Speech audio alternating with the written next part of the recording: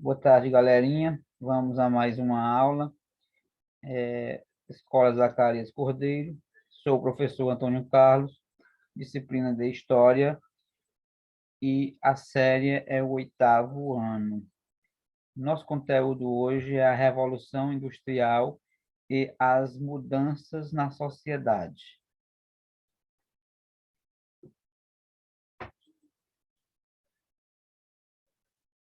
A Revolução Industrial: automóvel, lâmpada, plástico, computador, televisão, geladeira, etc. Você sabe dizer o que todos esses produtos têm em comum? Há pelo menos duas características: todas são produzidos para ser comercializados. O surgimento das indústrias ocasionou uma das maiores transformações socioeconômicas da história, modificando profundamente e em escala mundial o ambiente e as relações de produção, os hábitos de consumo e a organização do trabalho.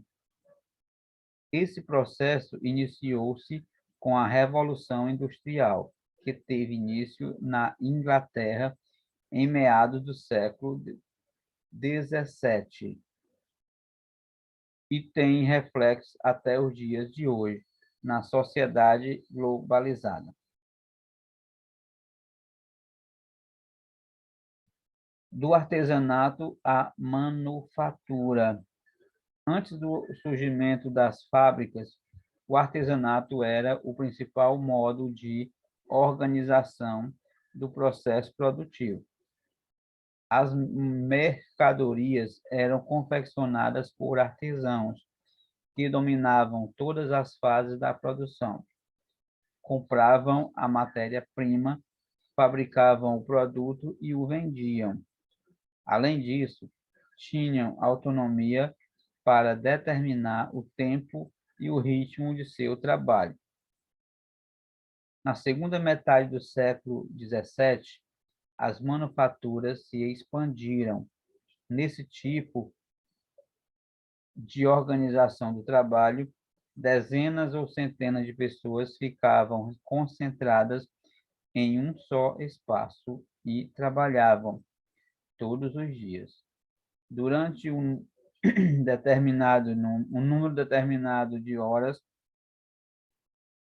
Nesse momento, entrou em cena um novo personagem, o patrão, que mantinha funcionários encarregados de vigiar os trabalhadores. Aí você vê que, a partir do momento que entra a figura do patrão, ele já vai fiscalizar o trabalho das pessoas, que antes eram praticamente autônomos, mas a partir do momento que eles se tornaram empregados, funcionários de alguém, eles também passaram a ser regulados por alguém que ficaria monitorando a sua produção, principalmente a questão do trabalho, se estava trabalhando como deveria ou se estava fazendo corpo mole. Então, existia já esse tipo de empregado para vigiar quem estava trabalhando, ok? A mecanização da indústria. Na segunda metade do século XVIII, com a Revolução Industrial, a manufatura foi substituída pela maquinofatura. Os motores a vapor, aperfeiçoados por James Watt, em 1769, começaram a mover as máquinas, aumentando a velocidade da produção e a qualidade dos produtos. As principais tarefas do trabalhador passaram a se alimentar a máquina, controlar sua velocidade e zelar por sua manutenção. O avanço tecnológico acelerou o ritmo da vida e do trabalho, que deixou de ser determinado pelo tempo da natureza e do tempo e do corpo, e passou a acompanhar o tempo da máquina. O trabalho do ser humano tornou-se dependente da tecnologia industrial e a eficiência passou a ser medida pelo menor tempo gasto na produção. Entre outras palavras, o tempo passou a valer dinheiro. Então, com a chegada do motor, é o que ele falou da mecanização da indústria, vai trocar a força motriz, que seria apenas o ser humano fazendo aquelas coisas manualmente, e já vai passar a ser através de um motor, fazer com mais facilidade, vai produzir mais, provavelmente uma melhor qualidade e, consequentemente, aquele empresário vai ganhar mais dinheiro, porque é isso o que realmente importa para quem está dando esse tipo de trabalho. Eles querem lucrar.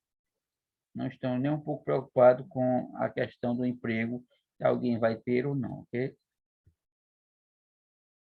Uma nova sociedade. Além das mudanças no ritmo do trabalho e no cotidiano, na mentalidade e nos valores, uma das transformações mais importantes produzidas pela indústria foi a configuração de uma nova sociedade, com a consolidação de duas classes sociais antagônicas, que são a burguesia, classe social formada pelos proprietários das fábricas, das máquinas, dos bancos, do comércio, das redes de transportes e das empresas agrícolas. O termo burguesia tem origem em burgo, aglomerado urbano da Idade Média. E o outro grupo é o proletariado, classe social composta de operários que vive do seu salário. Como não tem meios para sobreviver por conta própria, o proletariado vale sua força de trabalho para o patrão em troca de um salário. Então, ele só vale aquele se ele trabalhar. Se o proletário, no caso aí é o trabalhador, que eles chamam de proletariado, são os trabalhadores. Se ele não trabalhar, ele não recebe. Se ele não recebe, logicamente, ele vai ter dificuldade para sobreviver, porque ele depende apenas, unicamente desse trabalho, da força do seu trabalho. Então, a gente vê que os patrões não estão preocupados com a questão financeira de ninguém, do seu trabalhador. Está preocupado com a questão financeira dele, que ele possa lucrar a cada vez mais, ok? O trabalhador no sistema industrial. A expansão das indústrias modificou muito o cotidiano dos trabalhadores. A questão do tempo, que para eles passou a ser regulado pelos horários de funcionamento das fábricas. Nas áreas rurais, a medição do tempo estava relacionado aos ciclos da natureza e às tarefas diárias no campo. Já nas cidades, a disciplina passou a ser estabelecida pelo relógio. Vou tirar aqui a imagem daqui em cima.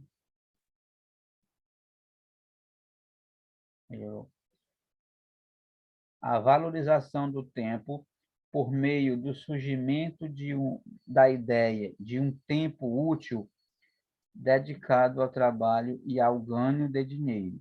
Colaborou para a configuração de uma nova moral, que justificava a perseguição policial aos desocupados. Enquanto a maioria dos trabalhadores, a maior parte das casas dos operários se localizava próximo às fábricas e era construída pelos próprios empregadores e alugadas aos trabalhadores. Em geral, essas moradias abrigava um grande número de pessoas, muitas vezes se amontoavam para dormir.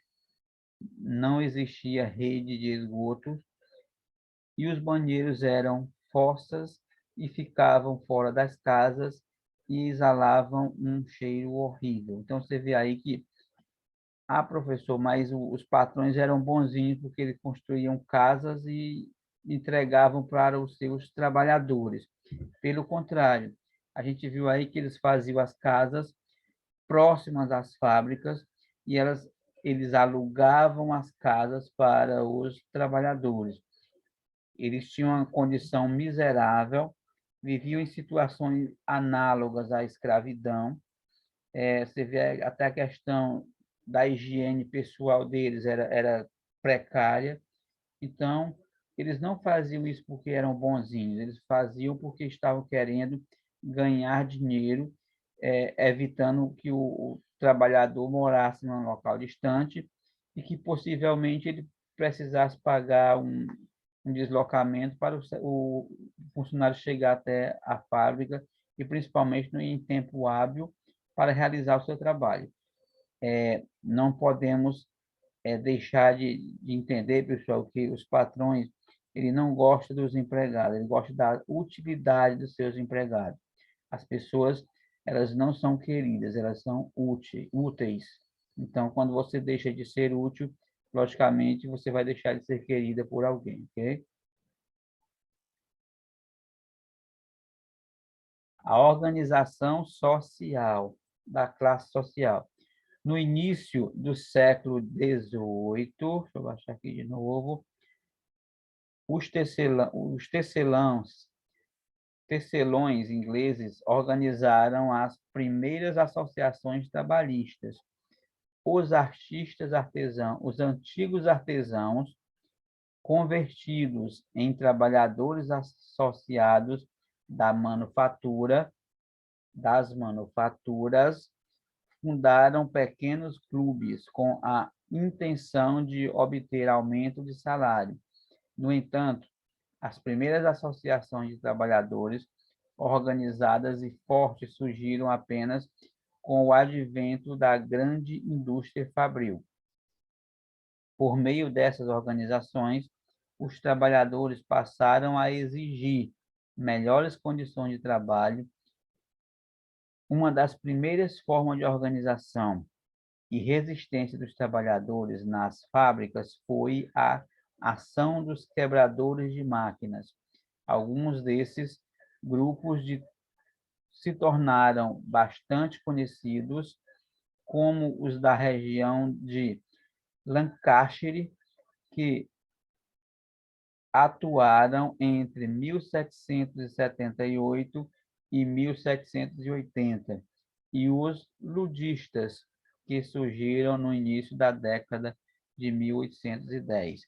Essas são as resistências trabalhistas na luta por melhores condições de vida. Como eu falei no slide anterior, eles viviam em condições análogas à escravidão, então eles reivindicavam melhorias nas condições de trabalho e, consequentemente, nas condições salariais, ok? A hora dos sindicatos. Para combater uma rotina extenuante e as péssimas condições de vida e de trabalho que enfrentavam, os operários começaram a se unir em associações trabalhistas, chamadas de trade unions, ou sindicatos. O objetivo dessas associações era reunir os operários e organizar suas lutas para conquistar aumento de salário, redução da jornada de trabalho, regulamentação das férias e do descanso semanal remunerado e limitação do trabalho infantil. As associações trabalhistas na Inglaterra foram proibidas em 1799. Mesmo assim, muitas continuaram existindo clandestinamente. Em 1871, estas associações foram efetivamente legalizadas. Então, você vê aí a luta dos sindicais que remonta aos tempos bem antigos. Nós vemos que todas essas reivindicações são mais do que justas, buscar melhores condições de trabalho e, consequentemente, condições salariais, para que esse trabalhador possa ter uma vida digna para poder se recuperar e voltar para trabalhar no outro dia. Então, se ele não tem esse descanso remunerado no final da semana, se ele não gozar de umas férias para poder se recuperar, então, logicamente, ele vai se transformando ao invés de estar dando lucros, vai começar a dar prejuízo, porque ele vai trabalhar pouco, ele vai render menos e vai trabalhar com má vontade, mal vontade. Então, é, é melhor que eles conquistem esses direitos, porém, encontrando resistência, porque os patrões jamais vão querer dar direito aos trabalhadores. Pelo contrário, se eles puderem tirar, eles fazem isso sem pensar duas vezes. Ok, pessoal? Então, por hoje é só. Gostaria de pedir a vocês que façam a atividade da página 33 e aprofundem esse conhecimento no livro didático que vocês estão aí em mãos. Usem também o aparelho celular vinculado à internet para que vocês também pesquisem sobre isso, vejam essa questão da luta sindical, que foi muito importante para o que nós temos hoje, nós enquanto funcionários, nós enquanto servidores, as pessoas que, no caso vocês jovens que estão pensando em entrar no mercado de trabalho daqui a 3, 4, 5, 10 anos, vocês já vão estar sendo assistidos por algumas dessas reivindicações que foram feitas através de sindicatos, ok? Então, façam isso, busquem o conhecimento, que vocês não se arrependerão. No mais, era só isso. Desejar a todos uma boa tarde, bons estudos e até a próxima oportunidade. Tchau.